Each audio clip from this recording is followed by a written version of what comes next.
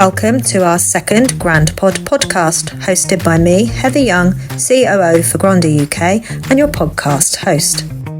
Today we are discussing our commitment to providing outstanding education and care each and every day for our children and families.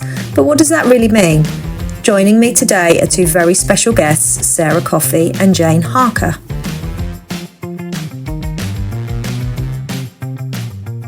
Welcome to our second GrandPod of our GrandPod series at GrandirUK. I'm joined today by Sara and Jayne, our very special guests who are here to help us talk about our commitment to be outstanding and outstanding practice. So Sara, did you want to just introduce yourself and your role? I will. It's great to be here, so thank you for inviting me, Heather. So my name is Sara Coffey. I'm the Director of Early Years Regulation and Compliance here at GrandirUK. And my team are here to really support the nurseries every day in that sort of day-to-day practice of delivering really good and outstanding every day for every child in every nursery. So that's part and parcel of my role. Thank you. And Jayne? Hi everybody, thank you for inviting me, Heather. Privileged to be here. So my role is I'm a Nursery Manager at Ruddington Day Nursery, and I'm also your early years specialist working for Grandir, and I travel around a lot of the different nurseries in my region and out of my region, helping nurseries to achieve good and outstanding grades and in their practice too. Excellent. And you're going to share a wonderful example of that with us shortly, aren't you? I am. You are, which would be great. So Sara and Jayne are here to talk, as I said, about outstanding practice with us. So Sara, you obviously lead our early years and regulation and compliance scene at GrandirUK, but also support the operations and the teams out there to drive our practice forward. What do your team do and how do they support that outstanding here? Yeah, absolutely. So the team are there in so many different facets. So we've got our quality and regulatory assessment process with which our teams sort of lean into and visit nurseries and complete those assessments. So we have two team members, both Craig and Bajinder, who deliver that role for us in our compliance specialist role. We also have Sarah Jayne, who sits with our safeguarding specialist role, so really aids us to support that safeguarding specialism within the business, supporting nursery managers. As we know, lots of different elements of safeguarding need that level of support, and Sarah Jayne's there to step in and really help and aid next steps when we need to with families and our children that we serve every day. And also Caroline Chandler, who is our health and safety manager, and Caroline supports everything that sits in that health and safety space. I think Caroline has an amazing rapport with the nursery. She works really hard to bring health and safety to everybody in the setting. She makes it fun, exciting, really engages the team in everything that she does. So that's the team really. We also have a new addition. So Maria sits as our catering specialist. So really excited that we are working really hard this year and beyond to deliver amazing environments for our children in relation to their food and the different aspects that sit with our CSR objectives. So really bringing forward into every single nursery menus, consistency, and really taking the time to understand all of the dietary requirements and things that our children need every single day. So that's the team. Okay. As Jayne mentioned, we partner really closely with our early years specialists, so they are absolutely fundamental in everything we do. They're out there in the nurseries, role modelling good practice, really supporting the nursery teams on the ground. So again, that we can bring nurseries from that level of good to outstanding through the support that they deliver every day in their roles. And how do you, because obviously as the early years director in our business, that we've got a lot of nurseries, so there's a lot to oversee and a lot to make sure that we're doing everything that we should be doing, both within our early years foundation stage framework to ensure that we're embedding good practice and that we're compliant, but also in terms of driving that outstanding ambition or our outstanding commitment, because we want children and families to experience amazing things when they come through our door, and we all know that we are very privileged to look after these children, so therefore we want to give them the best every day. So how do you, in your role, Sara, or with your team, how do you do that? Because that's a lot, isn't it, to be able to be aware of what's going on out there and what practice is happening and driving that commitment that we always want to drive to deliver that practice?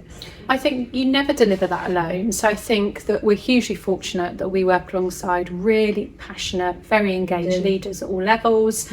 And I think that in terms of our structure and the support structure around that really drives that excellence, I think that's influenced from myself, but every single leader in the business. So we'll have our regional managers that will go in and support. They support their nursery managers, the nursery managers support their teams. So I think that influence in terms of really driving quality standards, it's from the top down, from the bottom up, and I think we do that in partnership. So it's never one person. I think we learn with and from each other, and I think everybody that you'll meet within GrandirUK is completely committed to that commitment of outstanding practice and childcare every day. So I think that's how we achieve it. We achieve it collectively. Absolutely. What is it? What do you think it is? Because I think sometimes it's quite subjective, isn't it? I always, when I visit nurseries, whether they're in GrandirUK or whether other nurseries out there in the sector, I always feel there's a feeling when you walk through the door, and I think a lot of it is down to the leadership and management and how well leadership and management runs a nursery.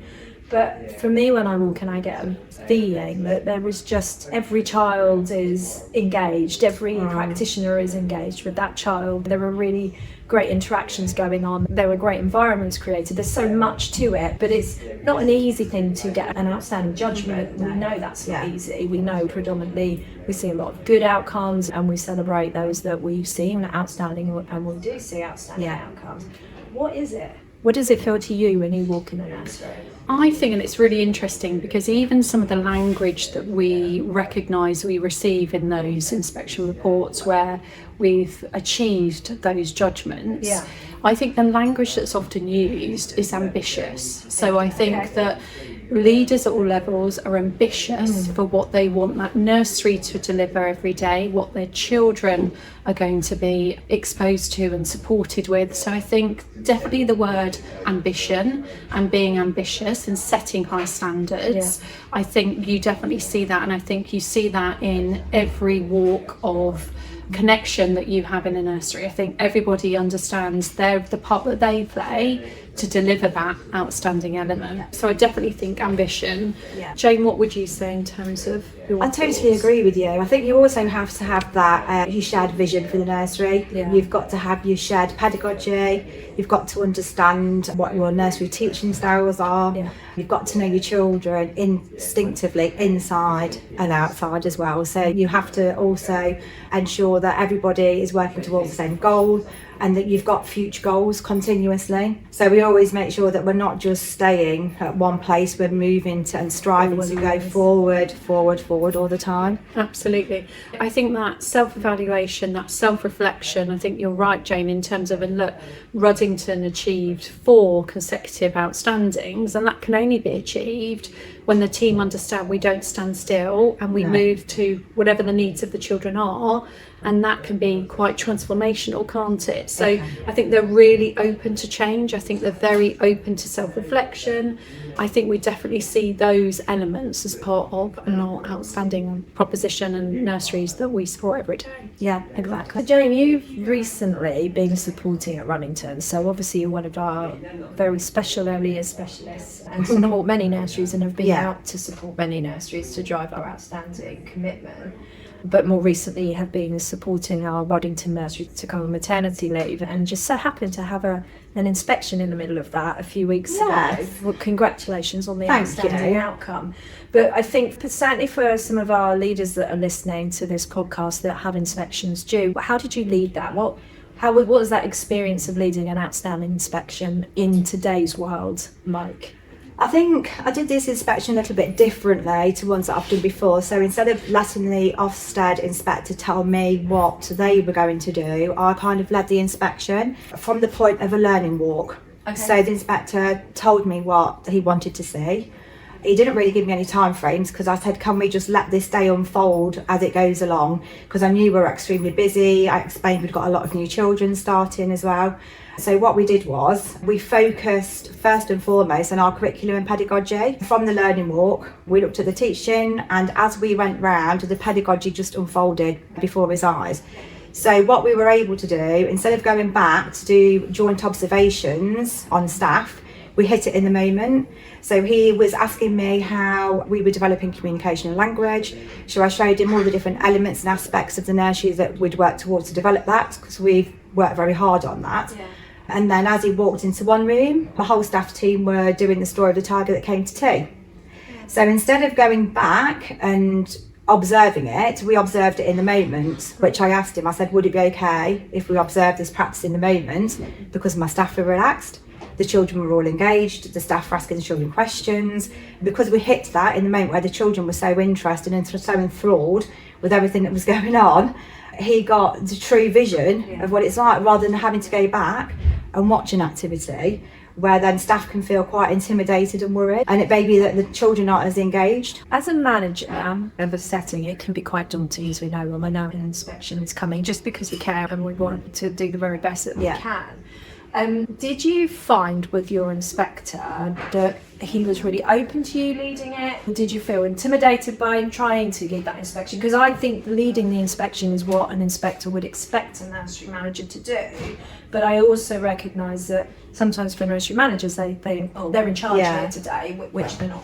So how did you plan to do that, or did that just naturally happen? It just naturally happened. I didn't really plan it at all. I think the Ofsted inspector was very open to any suggestions that I had, and the questions that he was asking me going round the nursery when I saw something happening, such as he was asking me how we develop critical thinking, and then I look over to the forest school and I see lots of children working with pipes and tubing and rolling balls down things and trapping them and seeing how far they could make the ball go, measuring it with tape measures. That was a critical thinking there. So then to drive him over to that area with me to come and watch that, he saw it yet again in the moment. So you know your children and you know your staff teams. I think whatever makes your staff teams comfortable to bring out the best in them, we work as we do on an Ofsted inspection every single day. Of course, and that's your difference. And that is a difference. Yeah. You need to be just operating as you normally do. Do you think so? Coming away from Ofsted, because you make a really good point, you were just doing what you do every day, which is true outstanding practice rather than an inspection that went well, right? Because let's be honest, that can sometimes happen. So if you truly delivering outstanding every day, which is what we want, which is what our children and our families expect, how do you prepare your team? What do you do as a manager to get your nursery genuinely with embedded outstanding practice every day?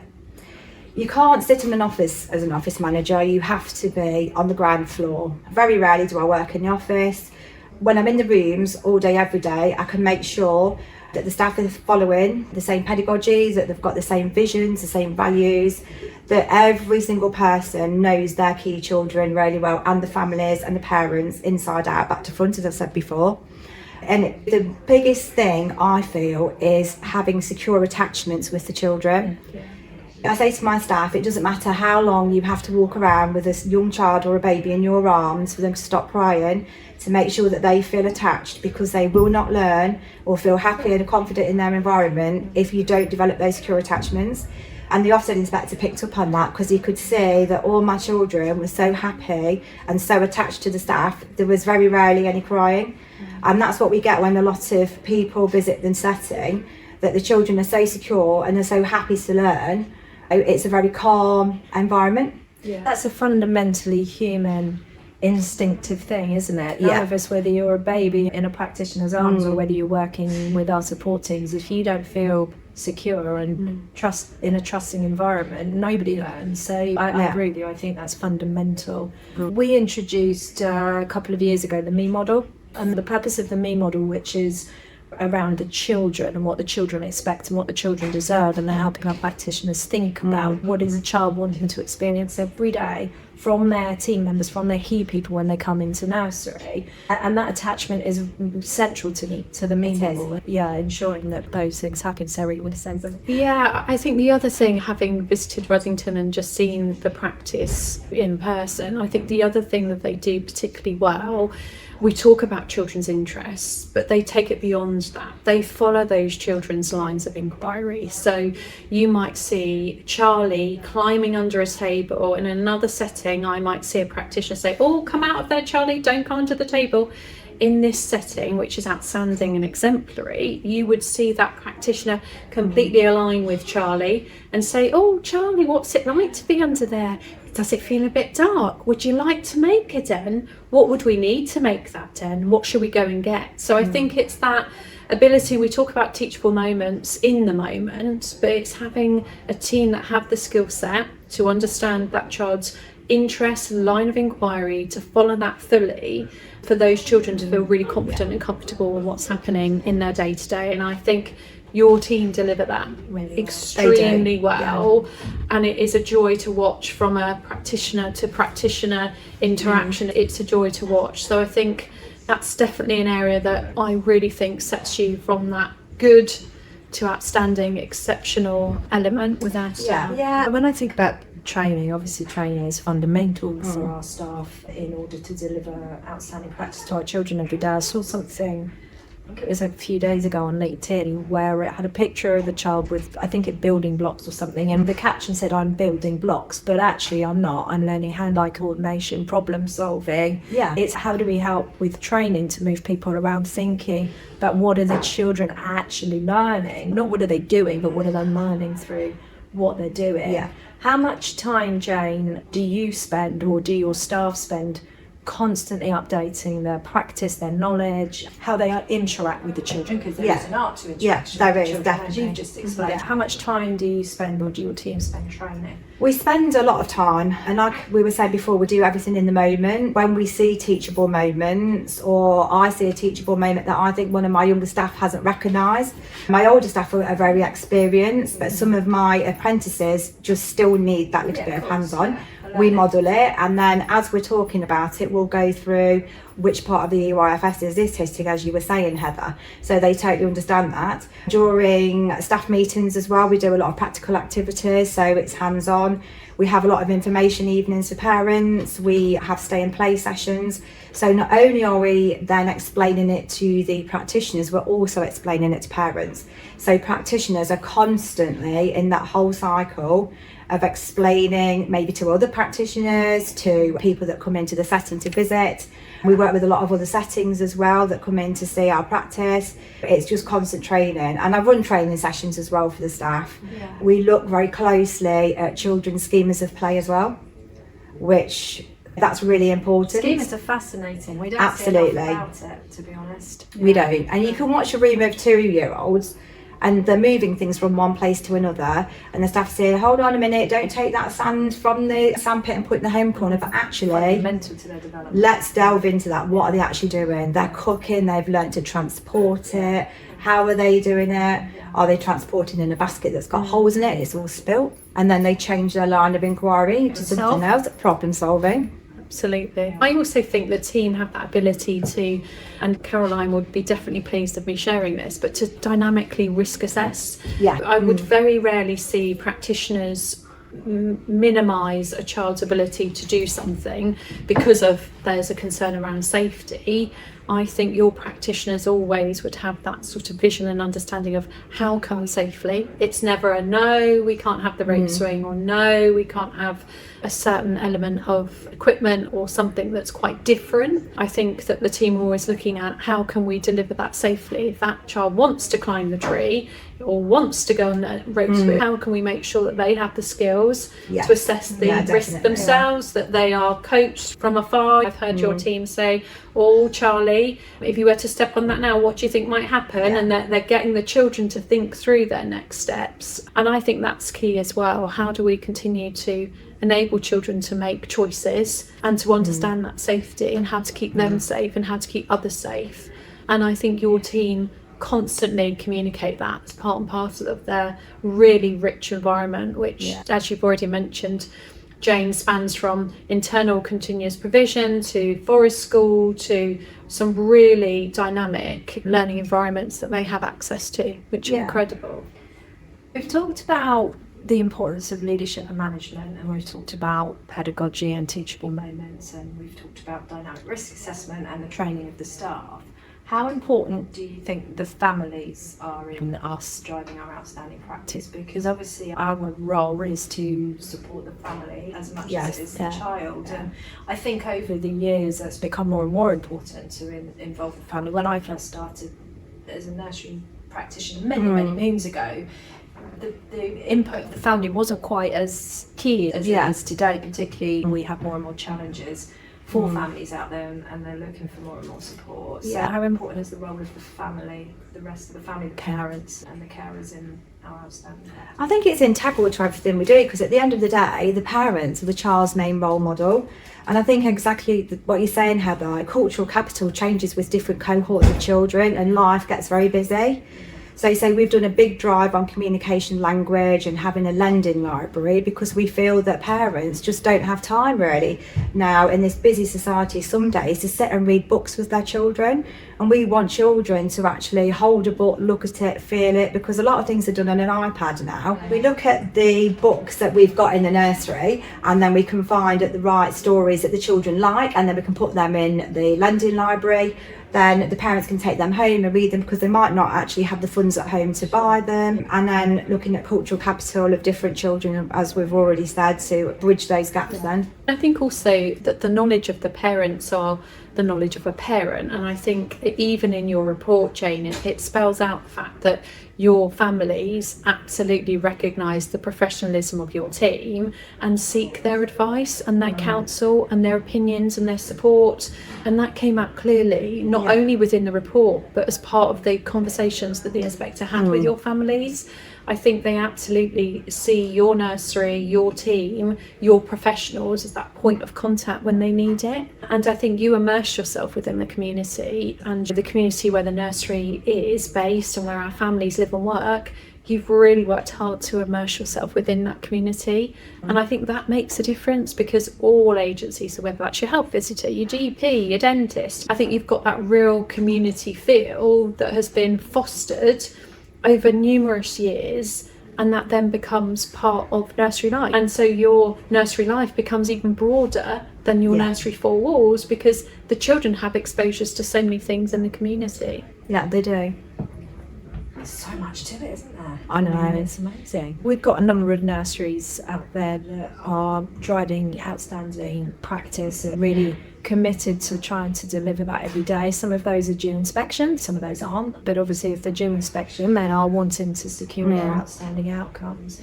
What advice would each of you give to those nurseries that are due inspection in particular, or those nursery managers and those nursery practitioners out there? What advice would you give to them in order to strive for the outstanding outcome?